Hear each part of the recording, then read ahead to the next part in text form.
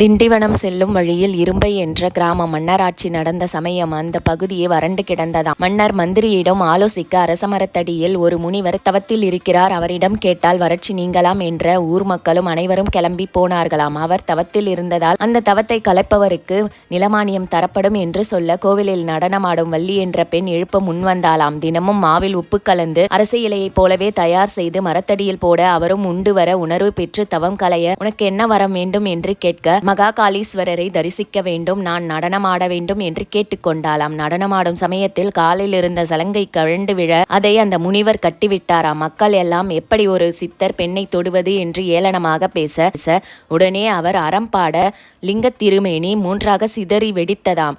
ஒரு பகுதி விழுந்த இடத்தில் புல் பூண்டு கூட முளைக்கவில்லை. இந்த தவறை உணர்ந்த மக்கள் மன்னிப்பு கோர திரும்பம் அறம்பாட லிங்கம் ஒட்டி கொண்டதாம். இந்த அதிசயத்தை நிகழ்த்திய இவரை கழுவெளி சித்தர் என்று அழைத்தார்களாம்.